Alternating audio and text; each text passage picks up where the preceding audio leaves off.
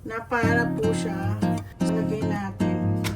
Ayan. So, lalagyan ko po siya ng cornstarch para maglumapot. Inano ko lang itong chicken. Ganito natin yan. So, ganyan. So, ito na po ang aking lumpia. Ito na po ang aking lumpia. Tell me how the garden grows, Tita Meriton. Teach me right from wrong. Okay guys, kanina naggawa ko ng soup. This time, gagawin ko na ito yung ano, yung ubod. Nakuha ko sa sa can eh. Oo. So anyway, icha-chop ko na to ngayon. So ito po, dito ko binili. Kasi ang ubod sabi, it's a hearts of palm. Oh, gagawin ko na ngayon to. Subukan natin. I-chop natin siya ng... Ay, malambot na pala siya. Oo. Ito ba yung ubod? para akong nagdadalang isip. Para nga. Ayan. Yan ba yung ubod na yan? Ayan. Gagawin natin. Pero malambot na siya.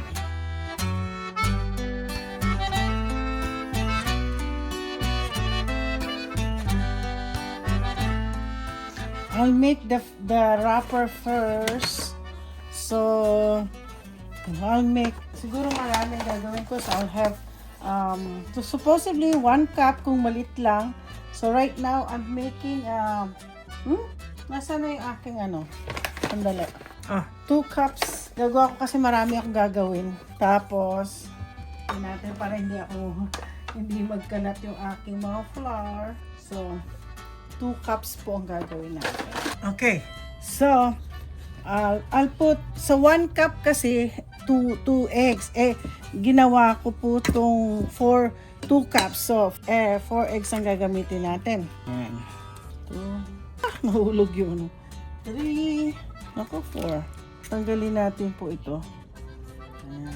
Tapos, 4 eggs siya. Ito po yung wrapper ang gagawin muna natin, no?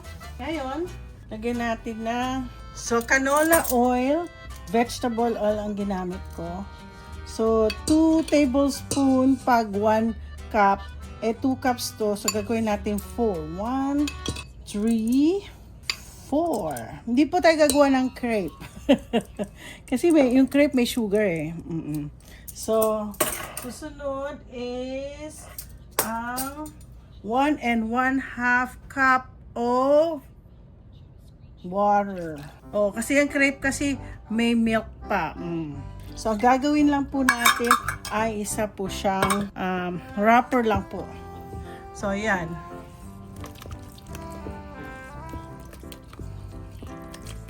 Okay. Yan. Ganito natin to.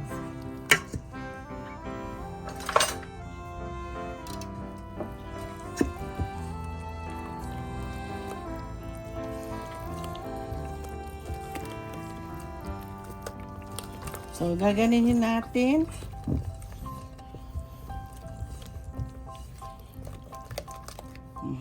So, mimix-mix lang muna natin siya. Tapos, i-whisk ko siya para magiging plain. Yan. Yan. Tanggalin po natin yan. Gamitin natin ang ating whisk. Whisk, whisk, kawayan. Whisk, whisk, whisk, whisk. Ayan. So, gaganyan natin yan.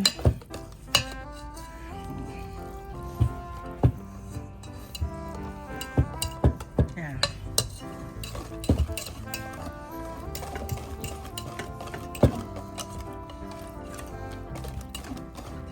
Ako, sakit ang aking. Nasakit lang pala dito yung sa niya. Yung arms. Exercise sa arms. Okay, hindi po nag-succeed ang aking tingnan po natin. Sa tingin ko, babalik na lang ako sa crepe. Ayan. Iikot natin siya. Iikutin natin na para po siya. So, malit lang po to. Lalagay natin. Ayan. Mukhang gagawa na lang po ako ng crepe kasi mukhang hindi maganda itong regular wrapper. So, pero ubusin na rin na po natin. Ayoko na convert itong ano. Okay? Yan. So, nakagawa po tayo. Alam mo, sa tingin ko. Okay guys, ayoko po yung ginawa kong wrapper. So, gagawin ko na po siyang crepe. So, nabawasan ko na po siya ng 1 cup. So, ang gagawin ko po, 1 cup na, oo, tama. Tapos ngayon, lalagyan po natin ng milk. 1 cup milk. Tapos, lalagyan na po natin ng sugar. So, lalagyan ko po ng monk fruit. Paano siya? Mga 2 cups. Okay. So, ngayon, lalagyan po natin siya ng vanilla. Okay, 1 teaspoon. Pero gagawin natin 2 teaspoon kasi ginawa natin 2 cups. No? Yan. Yan. So, grabe. Mas gusto ko na lang ang crepe kaysa doon sa wrapper. Ang hirap gawin. Okay, i-mix po natin na. Meron na po kasi ako nilagay dito na nailagay ko na parang kulang ang flour. Naku, kakainis. Dagdagan po natin. Siguro lagyan ko pa ng Kailangan ito damage damage control.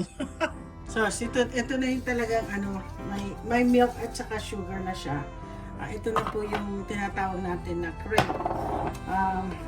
Kasi yung last time, yung isa is para lang po sa para lang po sa yan. So, ganun muna natin yung masunog siya. Pag nilagyan mo siya, tapos gagamitin natin po 1/2 cup na tinaunang itim na siya agad. So, ganun po yan. So, gaganon natin. Mabilis na. Mabilis pa po pag ginaganyan. O, diba? Yeah. Tingnan nyo po, Kita nyo po. So, kailangan po natin siya siya. Yan. Mas maganda po pala ito. May milk talaga. Pasensya na kayo. Kung marunong kayo gumawa ng wrapper, okay, fresh wrapper. Ako talaga, I'll stick to my crepe. Maya, gagawa ko ng maraming klaseng ganito. Tingnan natin pag pwede na siya. Yan, tingnan natin. Kung okay na siya. Yeah, pwede na yan. Yeah. Nasanay na po akong gumawa ng crepe kasi po, ang asawa ko po mahilig po siya na yan. Yan. Di mas maganda po ang texture. Tingnan niyo yung texture. Kaysa i-compare ko dun sa nagawa kong wrapper. Ang tigas. Hindi po maganda. So, palitan na lang po natin yan. Okay? So, tapos na po yan. Okay, gawa tayo ulit. Dapat to slow cook, and it's slow huwag niyo kong gagawing high yan, makapal siya makapal. Lagyan na lang natin nabutas-butas pa iba. Yan, gagawa po ako ng wrapper. Halika. Okay guys, nakatapos ako. Siguro nakailang piraso ako. So, dapat pala ginawa ko na lang crepe. Ayoko yung una kong kaninang ginawa. Okay, may peanut ako. Gagawa na ako ng peanut sauce. So, ito, ang gagamitin ko, ako, chop. Natin po itong peanuts. Chop natin sila. So, ito, i-chop natin to.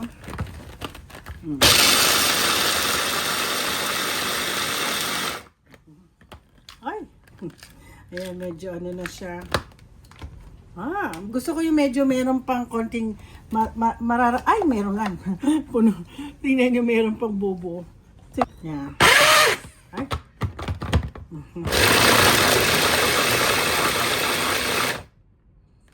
Tingnan natin. Yan. So, ito na po. Ganyan gagamitin natin. Garlic naman po tayo. Yan. Natin. Yan. Okay. Ito po. Ganitong garlic. Meron po tayong yung garlic. Chinap-chop na rin na po natin. So, lulutuin ko na po ang meat. Hindi ko na po lulutuin ito kasi malambot na po siya. Ilalagay ko na lang ang meat. Mix ko together. Okay guys, gagawin na po ako ng sauce. Ginamit ko is 6 cup of water. Gawin na natin dyan. So, pag 1.5 cup of water, 6. So, ilang beses ko ginawa ko yung 1.5. So, 1, 2, 3, 4. So, ang 6 tablespoon, marami po yan. Ang gagamitin ko po na ang Muscovado na sugar. So, any brown sugar, yung, syempre gagamitin nyo, okay? 1. Ako, matagal to. Teka. So, ito na po yung So, sa isang 1.5 na water is 6 tablespoon. Tapos sa soy sauce, 1 1/2 soy sauce. So, ilalagay na po natin yung soy. Gawin ko na. Ilang beses ang 4 na beses. So, magiging 2, 3. Nakadalaw na yun, 4, 5. Nasa inyo na yun kung gusto nyo more soy sauce. Ilang yun. So, diba, nakakaano naman. So, kailangan natin may dissolve yung sugar. So, yan. So, ito na po yung sauce. Kailangan natin lalagay yung Tapos, lalagyan po natin ng peanuts to. Alam mo, sarap dito ilagay peanut butter. Sandali lang po. Okay na yung ay, hindi ko lalagyan ng peanut, to. Masarap to pag Pero masarap po kung lalagyan ko to ng peanut butter sauce. Depende na po sa inyo kung gusto nyo. Kasi, normally, ganito lang po yan. Cornstarch, yung papalapot nga yung cornstarch. So, lalagyan nyo po to ng, tamis-tamis ng konti. So, lalagyan nyo po ng garlic. Kasi, 1 tablespoon lang. Pero ito 4 kasing ginamit ko. Pakuluan natin po ito. Lalagyan ko po siya ng Pero dadagdagan ko po ito ng aking secret, kundi ang aking peanut butter. Okay. Lalagyan pa natin ng konting peanut butter. Para gusto ko kasi malasa siya peanut. Kasi ito, sauce po ito ng lumpia sariwa. So, hayaan ko lang po siya dyan. So, lalagyan ko po siya ng cornstarch para ito po ay maglumapot. Ang niyan is dapat po talaga lumapot ang ating sauce. O, diba? So, yan, medyo lumalapot na. Masarap po siya talaga pag malapot na malapot. Nagustuhan talaga ng asawa ko tong sauce ko. Magtatago-tago na ako. Dinamihan ko kasi hopefully madami akong magawa. Hindi ko alam kung ilang so yan po. Palaputin ko pa to. Okay guys, ito luto na. So hindi ko na kasi nasa lata. Na po siya, luto na. So gagawin ko po, i-mix ko na lang po dito. Yung hindi ko pala pinakita sa inyo pagluto ko ng ko lang tong meat. Mi-mix ko lang po dito yung meat. Huwag masyadong mamantika. Okay. So, magbabalot na tayo na aking ayan.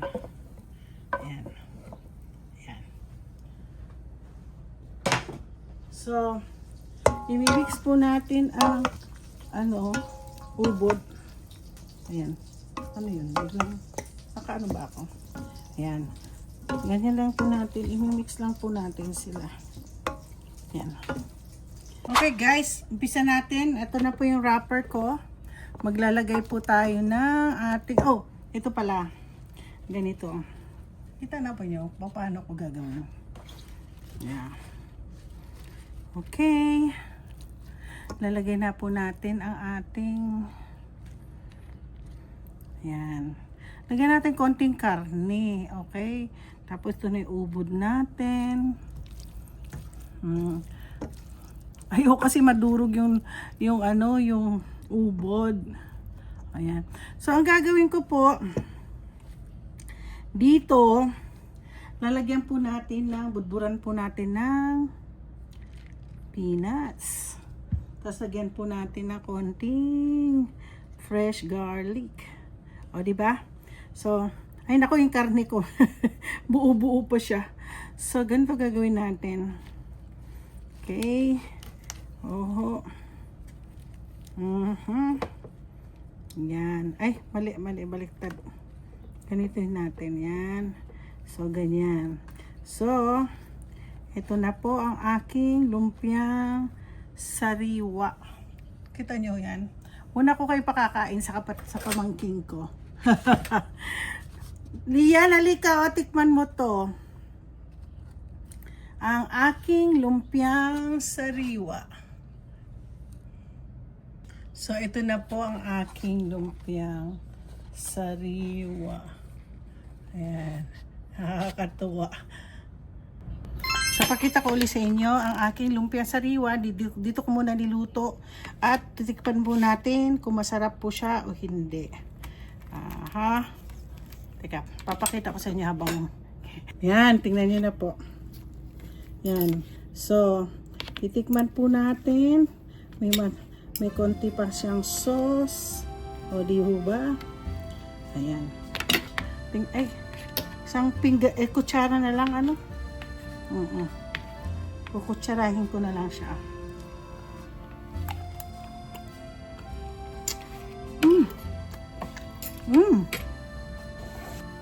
Yung tamis ng crepe. Oh, nadagdag po yung kasi po itong ubod parang siyang nababad sa asin. Nakalimutan ko siyang ano. Pero masarap. Ay, masarap po yung ubod.